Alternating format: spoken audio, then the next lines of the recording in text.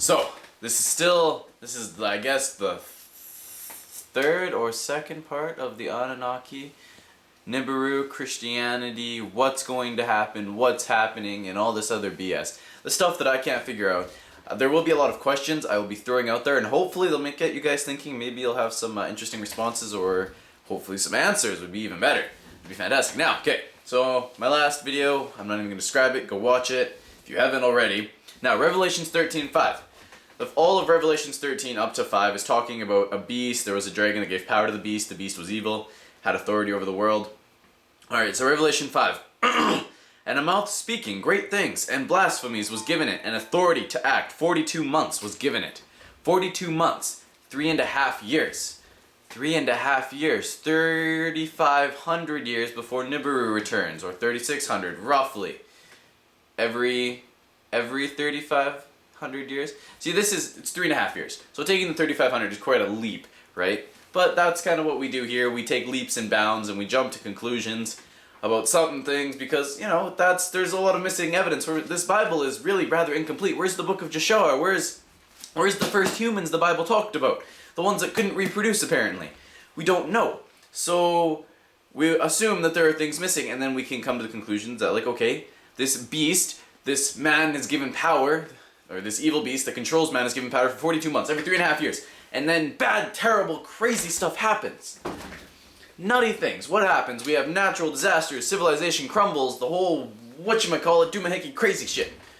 You all know the Atlantis, the Mayans, where'd all the technology go and everything. So my girlfriend texted me. I'm gonna read you guys what she said, because I was talking to her about all of this. It's awesome stuff. She says, I think I know why our technology gets set back, why Atlantis was sunk and everything and all that. You have corn. Every year you harvest the produce. We're weeks, or we're weak, or the useless part of the plant. We're like the stem and whatnot. Our technology is the produce. They, the Anunnaki, come when the produce is ripe to pick it, destroy the weeds, us. They take us out, they wipe us out, they restart. Rototill, set seeds and let it grow till the next harvest time. Ah? That's why we never advance. We reach a certain point and then we're set back, and then we reach a certain point and set back. They put the seeds on earth, man and women, gave them knowledge to build technology, produce, to harvest, nurtured us in the beginning to help us start. The Garden of Eden. Mother of God. What if? What if we are simply slaves in the sense that they are using our minds? They are reaping the benefits of this. They are creating everything. They've given us the ability to create everything, and then they come and every X amount of years, 3,500 years, and they take from us, and then they screw things up, and then they leave, and it sets us back and we start over again. Oh. Because, I mean, Mayans or old advanced civilizations had extremely advanced technology for their age, which is still constantly being discovered and is just always new and amazing to us. But where did all of that technology go? Huge natural disasters that came and wiped out everything, wiped the slate clean, and mankind started again. We destroyed a mass amount of population. Maybe that's why they're building bunkers. They know this is coming. Who knows? Apparently mankind is in possession of alien technology. The Bible doesn't say anything about aliens. It doesn't mean they don't exist, because it doesn't mention them, but what if these aliens, there's more than one? Okay, say the Anunnaki, and then there's another alien. There's another species called the Greys. I have no idea where the hell they stand, but apparently we've traded some of their technology. They've visited us on Earth, Roswell, they've communicated with us, all this crazy stuff. Some of the UFOs we see are aliens. These gray aliens, anyway. So maybe these are good guys. Maybe they don't want us to be harvested again. Maybe they want us to grow and become an advanced species, or more advanced. You'd think we're advanced now, but really we're still just children. Like, this is my land, that's your land, you stay on your land, you come on my land, I'm gonna beat you with my stick. And then what's that? You have gold on your land? Well, I'm gonna get a bunch of my buddies, and we're gonna come and we're gonna take your land and take your gold and enslave you. Like, we're kids, that's what we do. You're doing something I don't like, you stop it or I'm gonna bomb you. No, I'm gonna beat the crap out of you if you don't do what I want. Like, we're children. We're such a young civilization. That's why we just act the way we do, because we're just young and dumb. We're at the stage now, though, where we can change all that, but there's too much control, too much power over us at the moment. It would take a mad uprising and awakening to beat this. But so, 2012, it's the end of the Mayan long count calendar. What is the calendar count? Oh, I can't remember. I want to say it's 3,600 years. Because, we're overdue for Nibiru to return, if Nibiru is even real. Sun, or a planet the size of Jupiter or whatever, even a planet this close to its supposed arrival, we would be able to see it by the naked eye. People say it's hiding in the sun. I don't really believe that. Who knows? So, the Anunnaki. the story is their planet was sick and dying, or they needed resources. And Earth happened to be here, and they decided that when they came within proximity that they were going to scourge Earth. So they came here, they were mining away, and they're like, damn, this is hard work. I got it. We're advanced species. Why don't we create a slave race to mine for us? They're like, oh, perfect. Humans. Create humans. Now, they were making humans, but they had to keep creating more and more humans because they couldn't reproduce. Kind of like a hybrid when you cross a donkey and a horse and you get a mule and they can't reproduce. So that's kind of what the early humans were like. They couldn't reproduce. They got tired of making them. And finally one of them, Yahweh, is like, I know, let's make them so that they can reproduce and save us all this trouble of just continually engineering more of them. So they created a species that could reproduce. Now the problem with that is that man became more intelligent, is it? I'm almost afraid we became to realize our full potential. We ate from the tree of good and evil. I think, this could be like simply tree. It could be like medicine or, excess computers. I'm not quite so sure. But we became powerful in knowledge, and they feared what we could become. They feared our potential. Same with the Tower of Babel in the early Bible. These humans are like, let's build a tower to the heavens.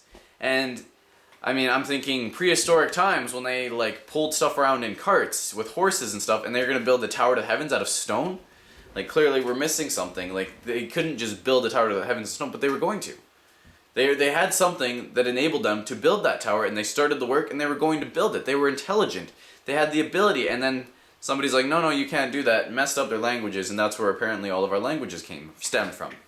So, the Anunnaki are afraid of us. They don't want us to reach our full potential. Look how powerful humans are. Soon we'll be able to live forever.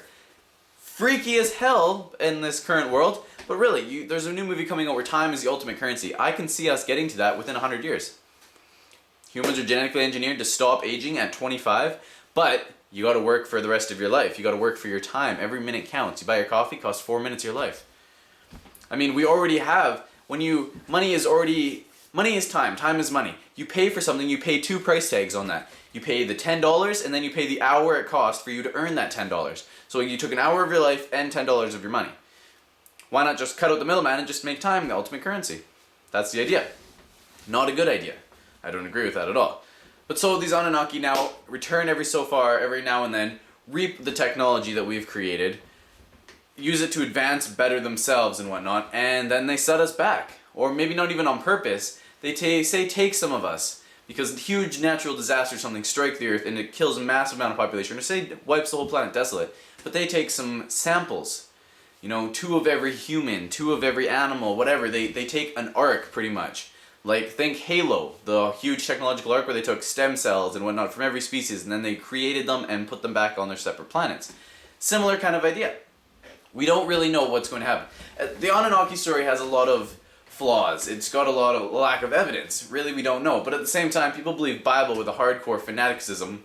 In Iraq, the Quran, some American soldiers burned it and it's all going to hell. Or is it in Afghanistan, one of the two. And people put a lot of belief, energy, time, mentality into their religion. So why couldn't something as crazy as this be true? They believe that without the whole whack of evidence. Anunnaki could just as likely be as plausible. But it all comes down to time. These are signs of the last days. So all the natural disasters and everything we see are literally signs of the last days. They are, most definitely. This is the end of the world as we know it.